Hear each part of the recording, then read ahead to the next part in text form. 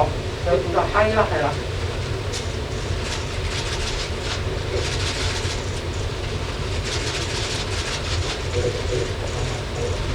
好，麻煩可唔可以望中間？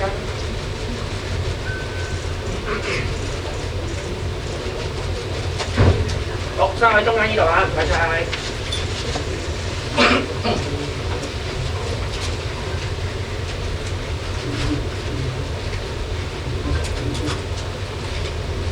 好，後邊。生喺你哋嘅左手邊，放喺中間。係。左手邊。係，係。好，唔該晒。右邊唔該。右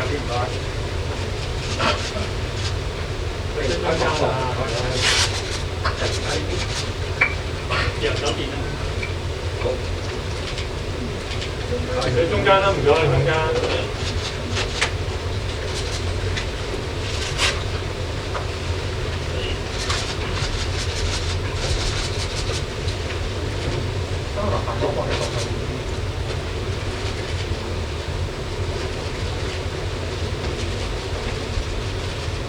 收喺中間嘅，唔該嚇。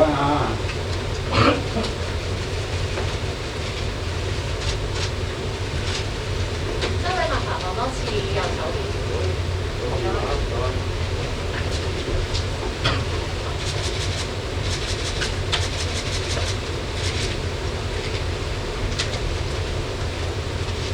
遠處嘅電視台啊，嗰後邊啦，唔該啊。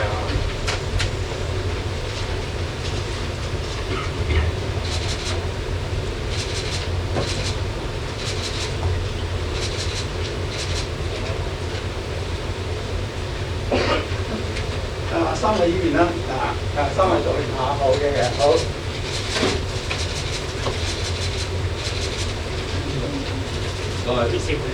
OK， 唔該晒。你嗰張，你嗰張佢嘅時候。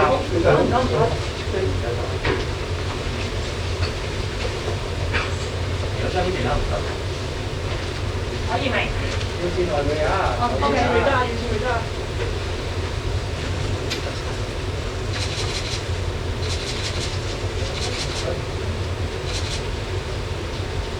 電視台嗰度影緊㗎，你影唔影㗎？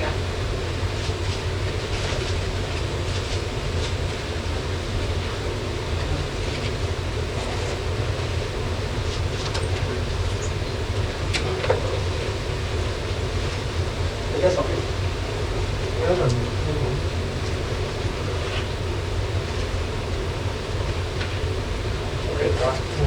，OK，唔該晒，唔該晒，唔該晒。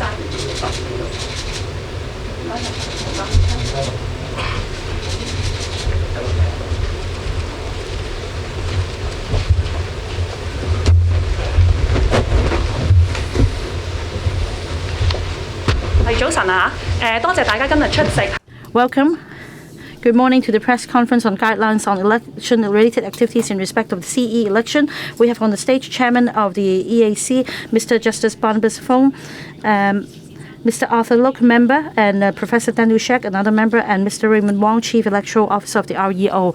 We'll start with a presentation on the guidelines, and then there'll be a Q&A session. Good morning.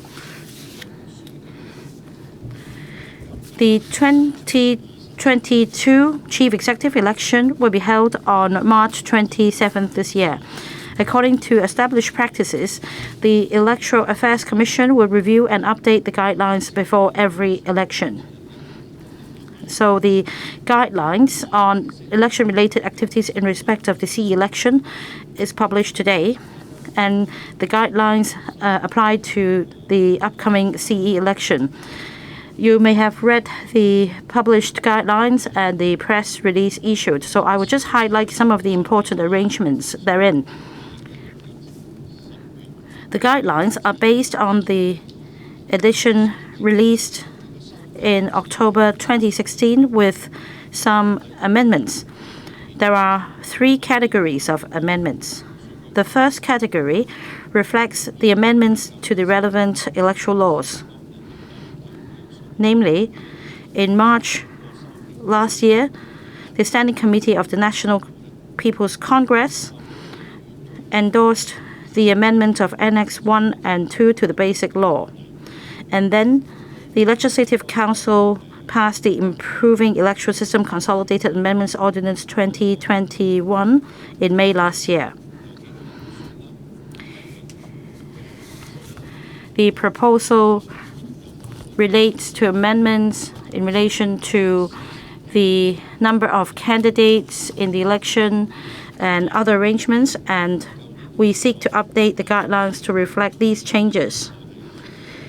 The second category is related to the amendments made to the guidelines, or two sets of guidelines published last year, one in relation to the Election Committee subsector elections and the other in relation to the electoral election. Again, the guidelines are updated to reflect the changes. The third category is some new electoral arrangements, such as the use of the electoral poll register system. And also, there are some changes to the arrangements and polling hours of the second round of voting if necessary. There are 50 major elements in the revised guidelines. Most of the amendments, however, are under the first and second categories. That is, over 95% of the amendments are under the first two categories. On the 31st of May last year, the Improving Electoral System Consolidated Amendments Ordinance 2021 came into effect. Basically, the Election Committee has increased from 1,200 members to 1,500 members.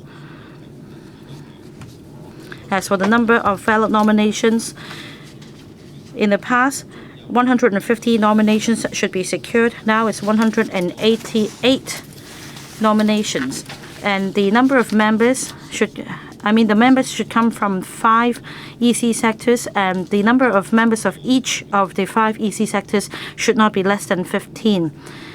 There is no ceiling on the number of valid nominations. The election shall be carried out by secret ballot on a one-person, one-vote status. A poll would be held in a contested as well as in an uncontested election. The CE designate must obtain more than 750 valid votes in order to be returned in the election. Even if it is an uncontested election, a CE designate must obtain more than 750 support votes to be returned. The nomination period of the election will run from February 20th to March the 5th, so altogether 14 days. We will publish a notice in the Gazette to confirm the nomination period.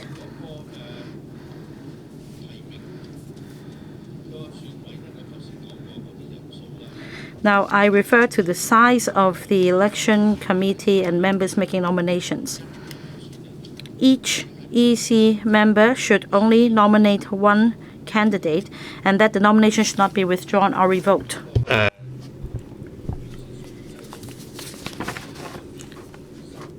With improving the electoral system, there are other guidelines on the qualification of a candidate.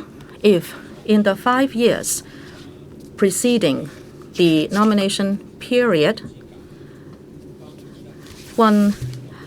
if one has done the following, he would be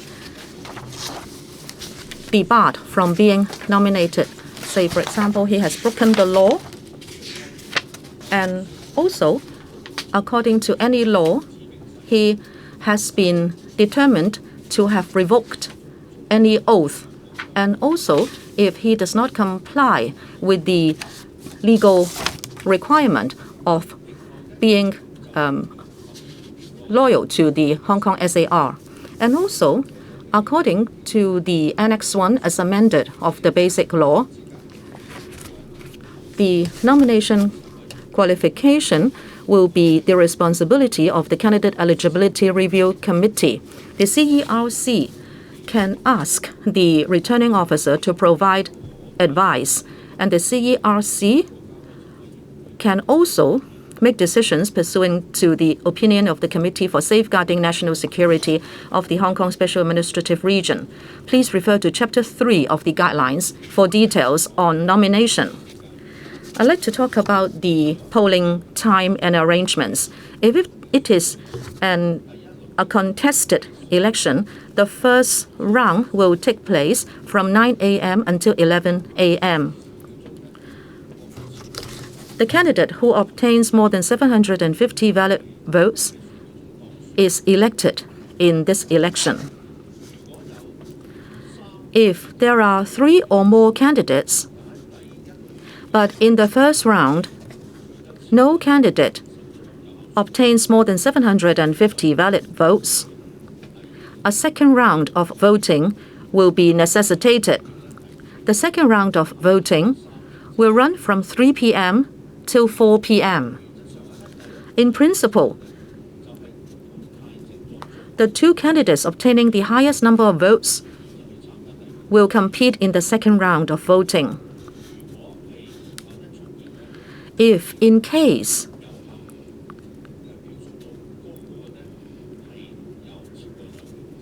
there are 2 candidates who are validly nominated and they get the same votes in the second round, then a third round or even more rounds of voting will be necessitated.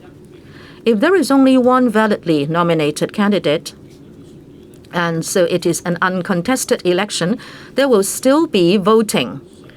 And there will be only 1 round, and it will take place from 9 a.m. till 11 a.m. If the candidate obtains more than 750 valid support votes, he or she will be elected. For polling, we will set up a main polling station at the Hong Kong Convention and Exhibition Centre.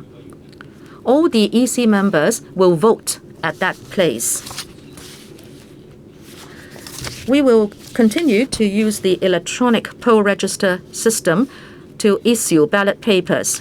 Please refer to Part 6 of Chapter 5 of the guidelines for details. When EC members get their vote or ballot paper, they will have to present the original of their Hong Kong permanent identity cards or a specified alternative document according to the law. For example, a Hong Kong SAR passport. This is in Part 8 of Chapter 5. And for counting arrangements, this will take place at the Hong Kong CEC. The candidates or the election agents or counting agents can be present to observe the counting procedure. Counting will be done manually. The returning officer will open the ballot boxes and also decide on the questionable votes. The public can also enter the counting station to observe vote counting, but there will be a limit on the capacity of the public area. We will post up a notice and make announcements so that when the capacity is filled, no other people can enter the counting station. And also, like in other elections, there will be CCTV set up at the counting station for the record. Now we still have COVID-19. Just like in December last year when we had an election, we will continue to adopt epidemic preventive measures for polling and counting. Say, for example, temperature check, washing of hands and sanitizing hands.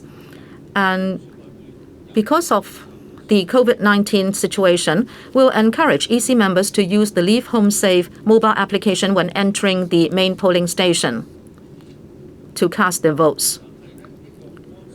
But using Leave Home Safe or not, well, we encourage the use of it. It will not affect one's voting rights.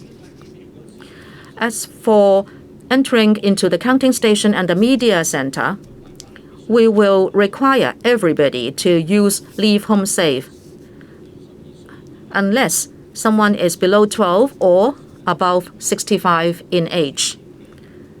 They can fill out a paper record.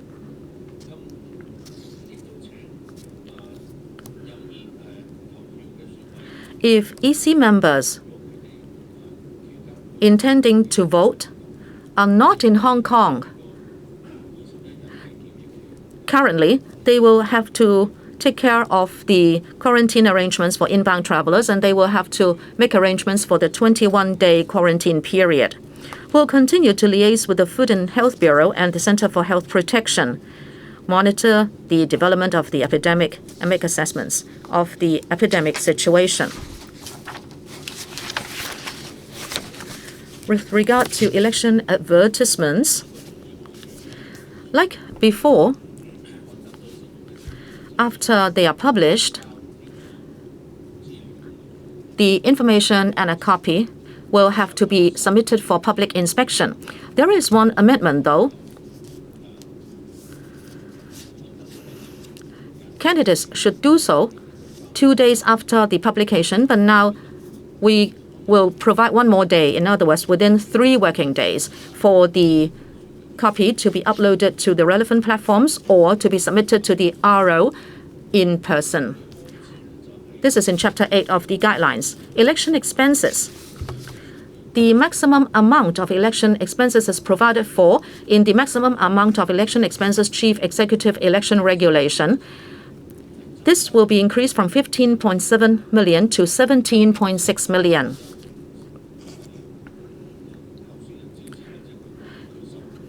If the candidate or the agent use expenses, they must not exceed this limit, or else they will be breaking the law.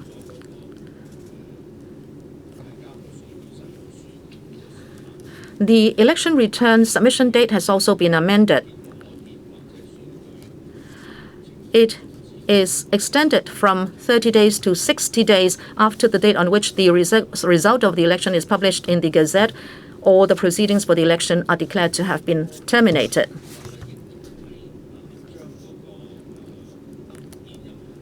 For an incumbent CE seeking re-election,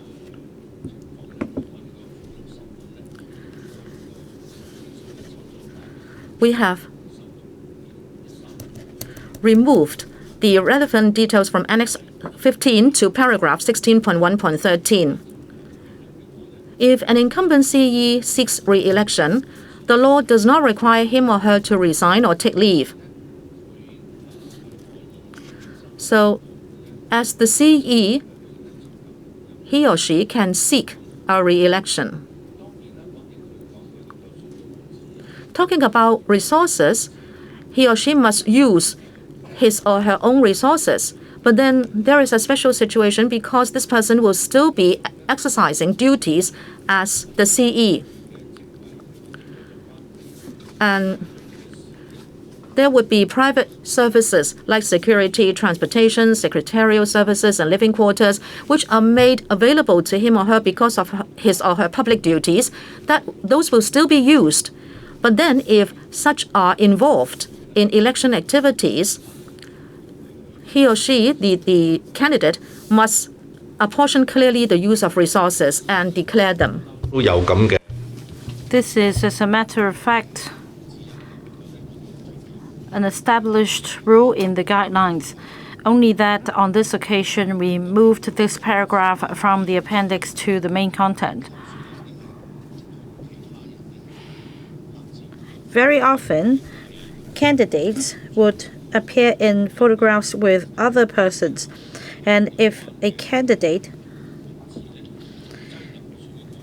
publishes a photograph with the appearance of another person in the EA, and that the publication of that EA implies or is very likely to cause EC members or voters to believe that the candidate has obtained the support of the persons appearing in the photograph, prior written consent from the persons concerned must be obtained by the candidate before its publication. So I've briefly explained the major changes to this updated guidelines. We did not consult public consultation in relation to this exercise because the majority of the amendments, that is 95% of the amendments,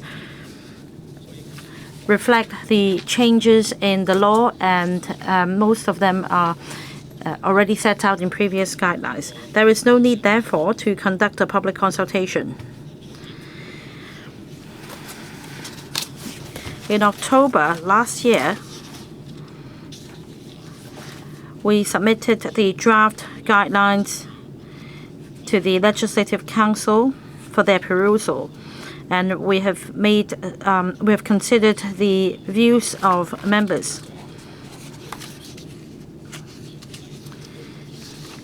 This is the first chief executive election after the Improving Electoral System Consolidated Amendments Ordinance 2021 has come into effect. I hope that all stakeholders and candidates would comply with the law and act in accordance with the guidelines to ensure that the election can be held in a fair, open, and honest manner. Our guidelines can be found on the EAC website, www.eac.hk, and it's also available for public viewing at the REO and the Home Affairs Inquiry Centers of the district offices. Thank you. Thank you, Mr. Justice Fong. The floor is now open. Please state the media organization you represent. Mr. Fong, good morning. I'm from Ming Pao. 3 questions. First, on the nomination period, we notice that the nomination period is only announced at this stage is later than the previous announcements in previous elections. May I know the reason? And the nomination period is starting 5 days later than originally scheduled. May I know the reason of the delay?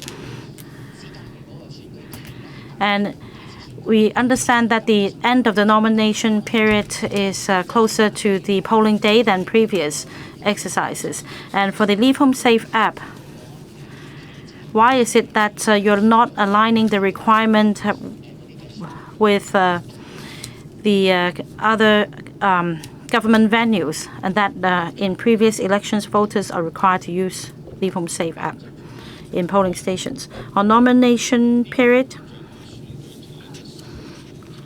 Section 15 of the CE election ordinance provides that the Chief Electoral Officer should appoint the date of the nomination period. It should be not less than 14 days before the. It should be not less than 14 days, and it should not be more than 21 days before the polling day. The role of the EAC is not to appoint the nomination period. The EAC checks that the nomination period is in full compliance with the law.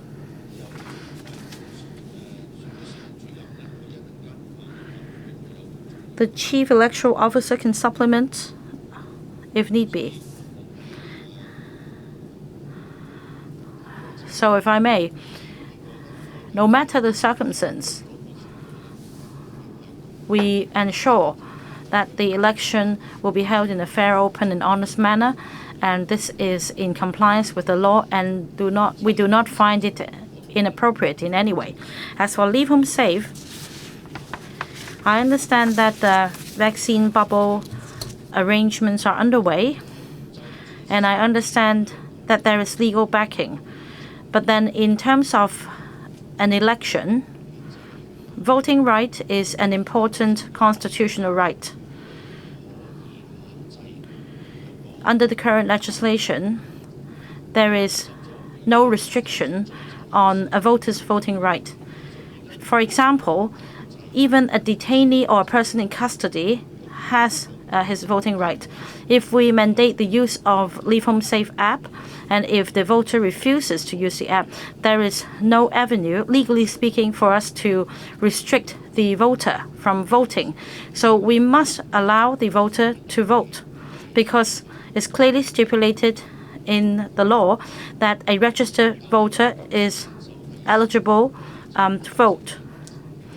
In light of the current epidemic situation, we do encourage EC members, and we appeal to them to use the Leave Home Safe app. We find this to be the most appropriate balance.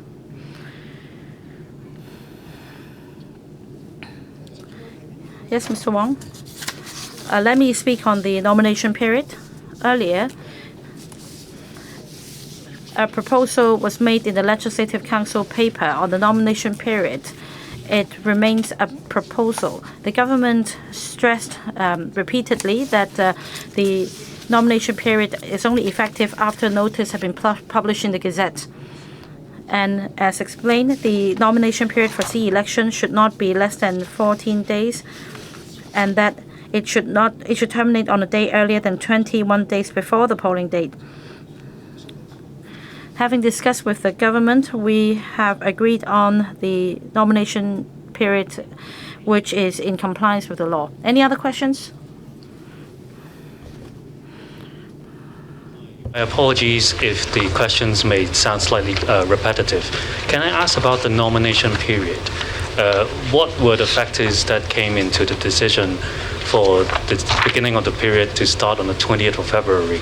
There have been reports about Beijing officials having a say in this. Can you clarify if the discussions between the chief returning officer and also the government, was there any involvement with central government officials? Secondly, about the Leave Home Safe, can you explain why, even if an election committee member refuses to use the app, would they still be allowed to vote? And why is there a discrepancy between how the government seems to want to expand the use of the Leave Home Safe app, but for voting, it's okay not to use it? Thank you. First, I'll say something about the nomination period. According to Section 15 of the Chief Executive Election Ordinance, the nomination period is to be designated by the Chief Electoral Officer. The period shall not be less than 14 days, and it must end 21 days before the polling day. And the nomination period is not decided by the Electoral Affairs Commission. But the Electoral Affairs Commission has to see to it that it is in accordance with the law. And I can assure you that the nomination period now designated is in accordance with the law. Perhaps, if necessary, the chief electoral officers may supplement to my answer. As to Leave Home Safe, we understand that the government is expanding the use of the Leave Home Safe in various venues, such as dining places and things like that. But I must emphasize that the voting right is a fundamental constitutional right. The electoral legislation stipulated that all registered electors are entitled to vote, and there is no provision to stop a registered voter from voting. And I can give you examples that in Hong Kong, even imprisoned persons have the right to vote, and we have to set up dedicated polling stations in prisons for them to vote. So there is no question that we cannot prevent any registered voter voting. But what we have now proposed is that there is a voluntary use of the Leave Home Safe apps, and we encourage the electors to do so for their own safety and also for public health safety. On the nomination period, in accordance with the Chief Executive Election Ordinance, the nomination period must not be less than 14 days, and the nomination period must end earlier than 21 days before the polling date. The finalized nomination period was designated, having discussed with the government, and the designation of the nomination period was in full compliance with the requirements in the Chief Executive Election Ordinance. Sorry. I've nothing to add. 藍色衫嗰位。 The one in the blue top. I'm from cable TV. I still like to talk about the nomination period. Even in this guideline booklet, it states that it is from the February 15th. But then you announce it today, and it is February 20th. Mr. Wang, you said that the original idea and the final decision are different. What are the factors affecting the change? Is it that the central government has asked to postpone the nomination period? As I said just now, well, you mentioned the nomination period in the Legislative Council paper. It was an initial proposal. It was an initial idea, but the government emphasizes again that the nomination period must be determined and finalized only after a notice is published in the Gazette. As I said, it must not be less than 14 days, and it must terminate on a day earlier than the 21 days before the polling date. And the nomination period complies fully with the law. I have nothing to add. Any other questions on other aspects? I'm from Now TV. I still like to ask a question on the nomination period. It is the shortest period now between the end of the nomination period and the polling date. Would that affect electioneering activities? And also, as we have a rise in COVID cases, Mr. Fong said that you will continue to liaise closely with the Department of Health and monitor the situation. If someone has a fever, can he vote? And also, why don't you follow the procedures of the electoral elections, say, for example, counting by electronic means? First, let me talk about leave home safe.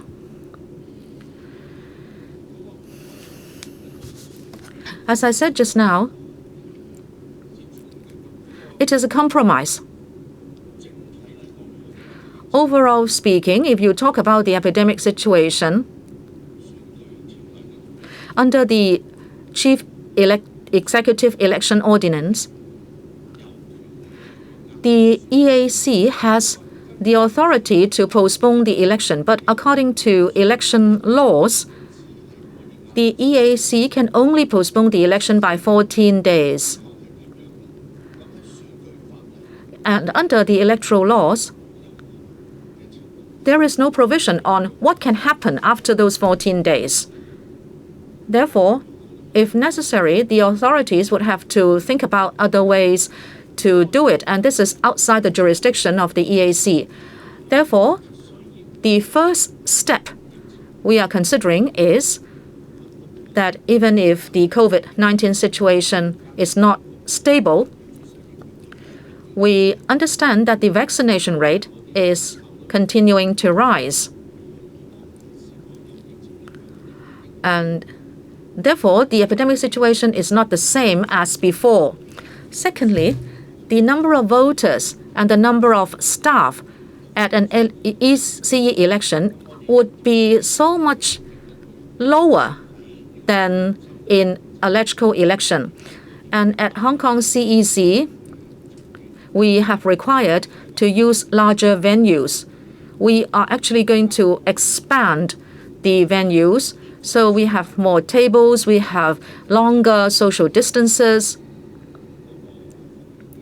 so that we can take more effective measures to prevent the spread of COVID-19. At electoral elections, we did conduct temperature checks, and if there is a problem, there will be special compartments which are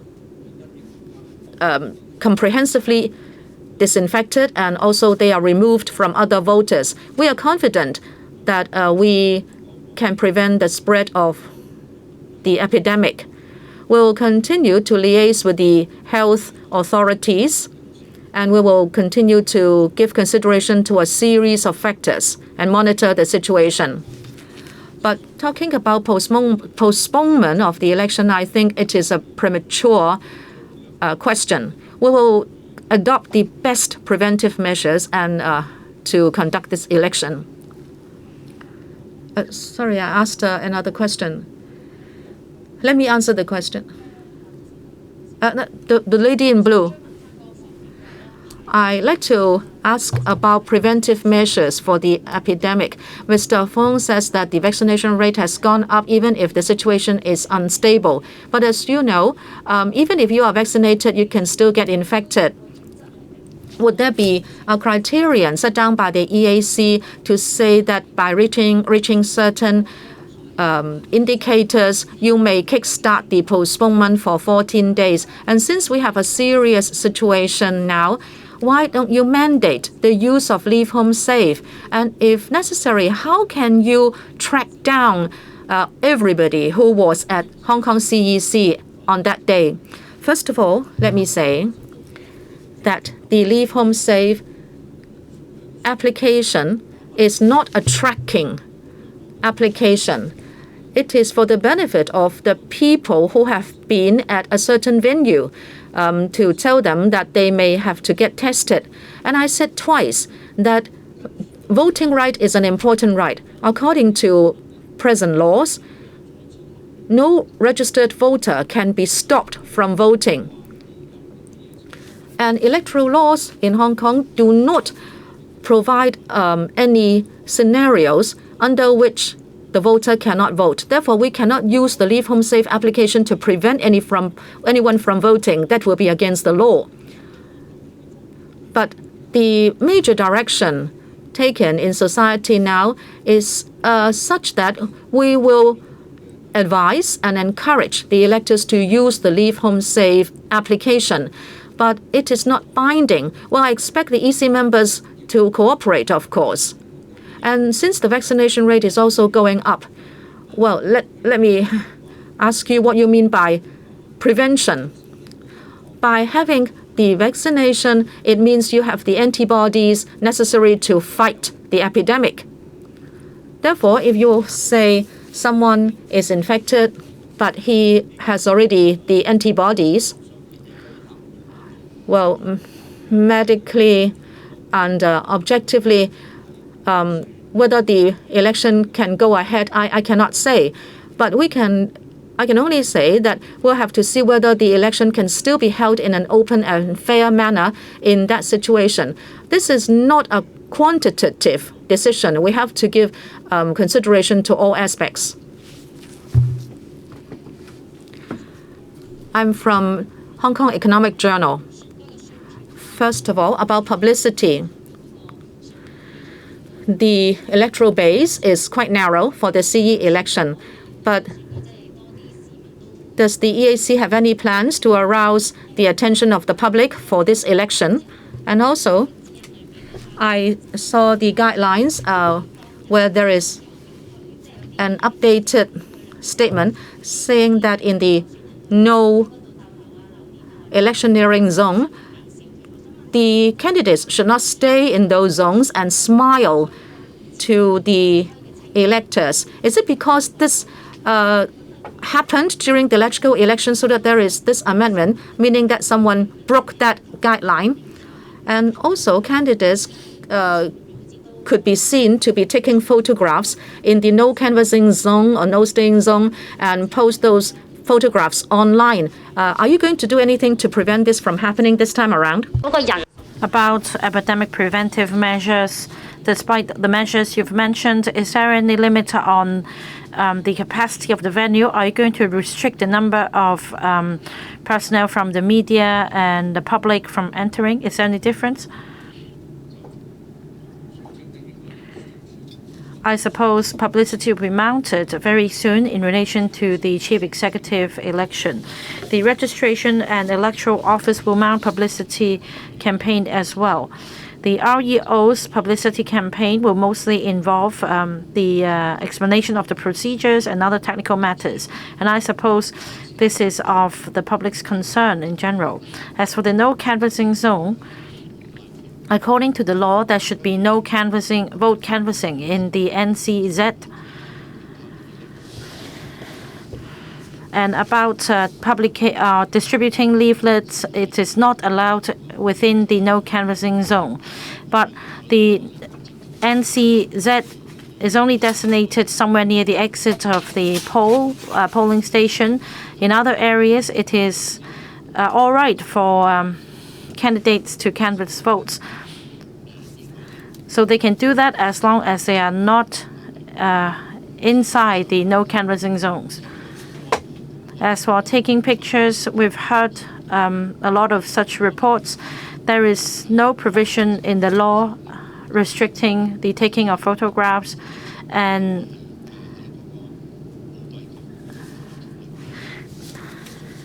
it is actually under the Elections Corrupt and Illegal Conduct Ordinance that no photographs should be taken.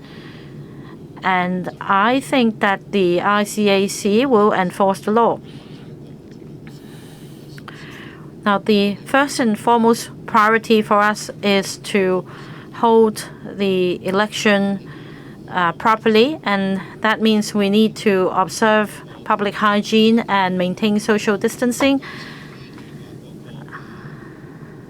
Of course, we should ensure that for a polling station, as for viewing of counts by the public, in order to maintain social distancing, we may need to impose an upper limit of the number of persons allowed. We're still monitoring the development of the epidemic, but I'm not going to disclose all details at this stage. Yes, I'm from AM 730. In the past, a singer or a celebrity sang in an electioneering activity. He was later arrested. But in previous elections, similar incidents also happened. Now, for the upcoming chief executive election, can you clarify that if a singer or a celebrity appears in an electioneering activity, will it be a breach of the law? Could you clarify that?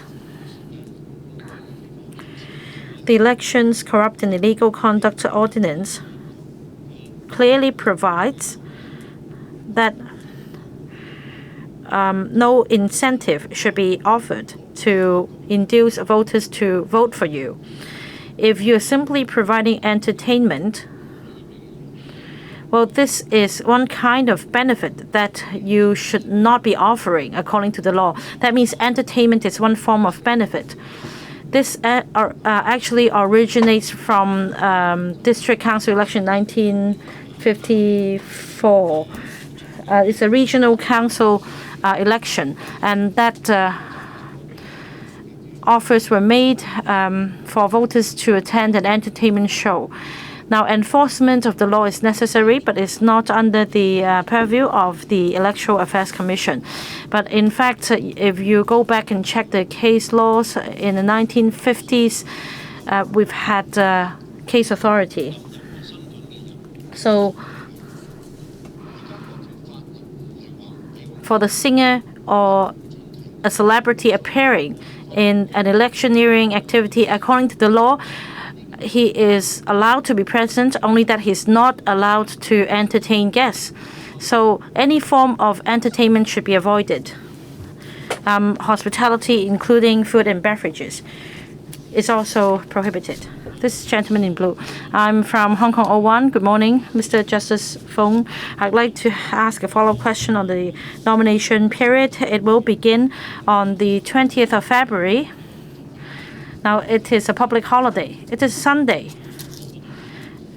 And basically, no nomination should be received. So deducting this day of public holidays, does it mean that there are only 11 days available for candidates to submit their nominations? Is it legally sound? And are you trying to achieve the bare legal minimum? The nomination period should not be less than 14 days, and that's a legal requirement.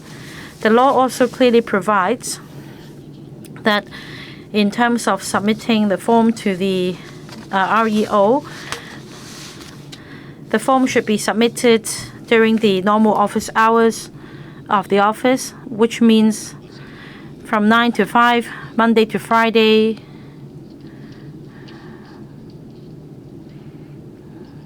Let me check. Right, on Saturday, 9 to 12. On weekdays, 9 to 5. So the other consideration is that a form should only be submitted during normal office hours.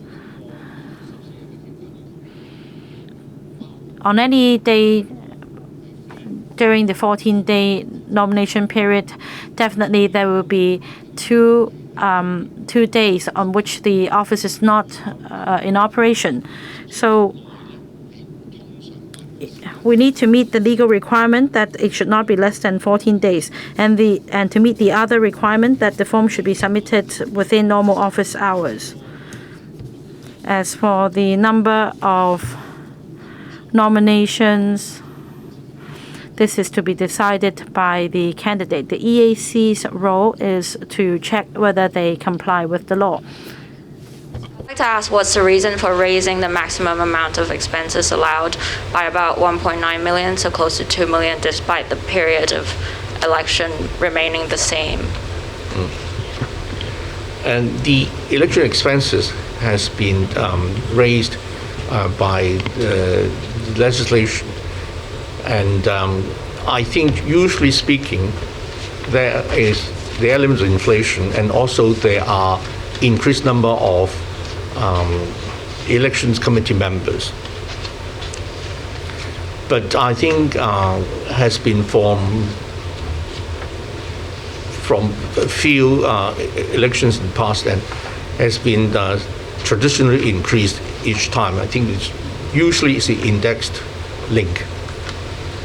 最後兩條問題啦。藍色衫嗰位。Two more questions. This gentleman in blue. Yes, from cable news. The revised guidelines were updated in January 2022, and in it, the nomination period is to start on the 15th of February. Is it that you only decided to postpone the start of the nomination period today? And what is the reason for postponing the nomination period? Can you respond to this question? Is it due to other factors coming from other organizations, such as the central authorities? The Electoral Affairs Commission is not responsible for designating the nomination period. So I cannot say the reason why, because it is not our decision. We only follow the law. We only checked to see if the nomination period is in compliance with the law. If it is, then the Electoral Affairs Commission would find it acceptable. The speaker is not coming through. So when was it decided that the nomination period should be postponed? I think I already explained very clearly just now. I don't have anything to add. The last question. Question from the South China Morning Post. Apart from the nomination period, the release of the guideline also came late. In the last race, it was released on the December 23rd. So for this time, was the central government involved in the postponement of the release of the guideline? And the second question, in the press release, we noticed that there is a paragraph reminding Carrie Lam to apportion clearly the use of resources between the CE duties and electioneering activities if she is running. So as we understand, similar guidelines have existed in previous ones. So could you explain to the public what exactly have been amended in relation to this? And the third question, the government earlier announced that the former chief electoral officer Alan Yong left his post. So was this arrangement related to the vote counting delay in the previous election? Thank you.